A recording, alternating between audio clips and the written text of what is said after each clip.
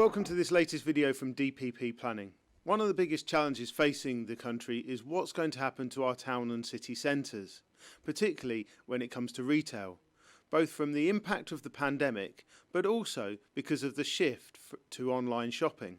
Joining me today is DPP Director Bob Robinson, who's going to talk to us about town centres and their future. Hello, Bob. Hello. So, what significant structural changes have happened to town and city centres in recent years? Well, there has been a gradual shift towards more and more online shopping, which followed on really after the shift from town centres to out of centre retailing. The increase in the amount of online spending, particularly in comparison goods, is now quite significant. I think towards the end of last year, something like 19% of all retail purchases were online, and really compounded by the loss of non-essential retail during the pandemic. That has now leapt to, I think it's close to 25% on the latest figures. So it's been a fairly significant shift. Now, the interesting thing is whether or not those changes will be reversed.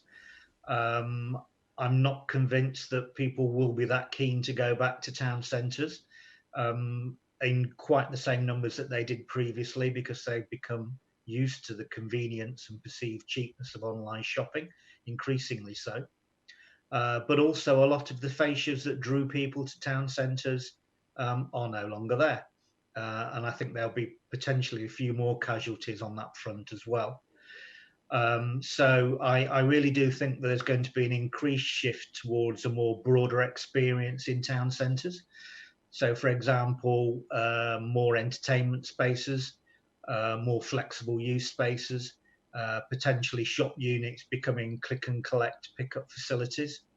So I think the nature of town centres will change. I think there's a future for town centres, but in a very different way. So, from a planning and development point of view, what has to change to attract people into town centres and maintain some sort of vibrancy, sort of almost return them to their original uses where they were a hub for communities?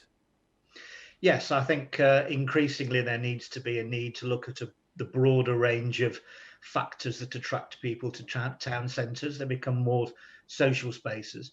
So I think the idea of having primary shopping frontages, for example, is probably history now, because the type of uses that will bring people in will not be shops. They will be restaurants, they will be exhibition spaces, event spaces. That will be the reason that people visit town centres, not shopping, increasingly. And in that sense, I think recent changes that have been announced by government to increase the flexibility in commercial uses is probably a very good thing. I'm less convinced, though, that allowing uncontrolled access for residential uses is necessarily beneficial. I think because there needs to be a proper consideration of the interface between different uses, particularly things, for example, like music venues, where we have the agent of change policy introduced last year, which has been very important in allowing music venues to continue, making sure that they aren't impacted by new residential development. My fear is that all that will now go out of the window and could potentially damage town centres, not because of the loss of the music venues themselves, because I think they may be caught up in the protections to being offered to things like pubs and libraries. But it's more the indirect problems of building houses in close proximity to such uses without the proper provision being put in place to enforce the agent of change principle. So in the past, one of the challenges to the high street and the town centres was out of town shopping. It looks like that they're suddenly finding themselves in the same position as town centres as a result of this shift to online shopping and from the pandemic. Obviously, the most high profile being into the shopping mall owner going into administration.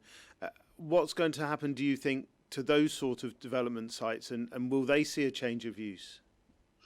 Some of them obviously will be repurposed again for town centre and other commercial uses under new ownership. there will have to be new lease and rental arrangements, etc. But I think that's probably been a long time coming. In certain cases, I think the asset value will plummet so much that people will look to alternative uses. An obvious repurposing of that sort of facility would be logistics and distribution linked to online shopping, or again, click and collect facilities. But I think in certain cases, you can probably also look at using them for residential development. One of the beauties of such locations being under unity of ownership is that the sites can be assembled and redeveloped quite easily. So I honestly can see quite a number of them being reused for residential development. Thanks. Well, that was a really interesting insight.